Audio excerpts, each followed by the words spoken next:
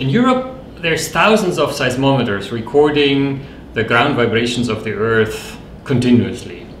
And this data is used by hundreds of seismologists at dozens of institutes to investigate earthquakes and to investigate the structure of the Earth and the dynamics of the Earth.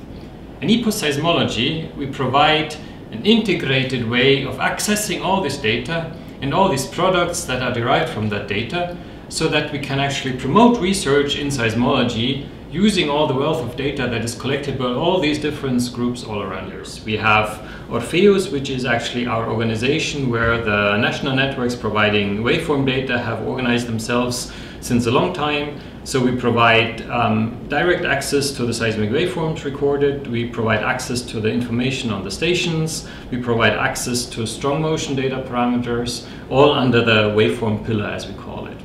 We then have the EMSC, the European Mediterranean Seismological Center, which is also existing since a very long time, where we collect parametric earthquake information and any other information related to specific earthquakes, but also to other seismological products like fault rupture models, in future maybe even velocity model, all that sort of information that we then provide as services, as standardized services to anybody who may want to access them.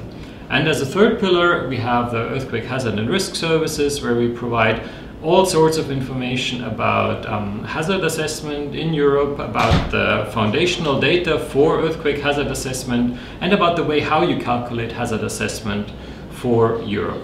So all these services then are coordinated across each other in EPOS Seismology, that we make sure that we can actually interoperate these services as needed, and also interoperate them, of course, with the other TCS services in EPOS. While we still need to understand better how earthquakes happen, what makes them happen, and whether we can actually infer before an earthquake happens what will happen during an earthquake. And we have to understand how the deep underground reacts to interactions both from the human side but also from the natural side, on fluid circles, on anything.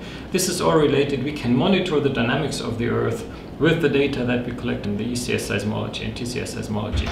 We need to better understand what makes these earthquakes happen and how the ground reacts to these earthquakes, so that we can better protect the people, not from the earthquakes itself, because we will never be able to reduce the amount of earthquakes, but protect the people from the effect of the earth. The greatest advantage that we hope to make available through EPOS Seismology is really the seamless and harmonized access to all the seismological data and products, but also then of course the integration with the other TCSs in EPOS, where we now have challenges that require the parallel analysis of GNSS data with seismological data, for example, the direct connection of seismological data with analog modeling as it comes out of the labs, the understanding of mineral parameters together with what is happening in the earthquakes at depths. All this integration is today already possible, but it's complicated, and you need to really be an expert to find the data that you need and find the connections that you need. So with EPOS, the biggest gain that we can actually promote is to make this combination of data and products and services easier for the scientists in the future.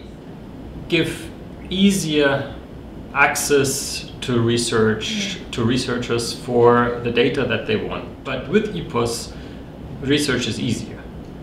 In EPOS, we're trying to do something that takes 25 years somewhere else in 3 years.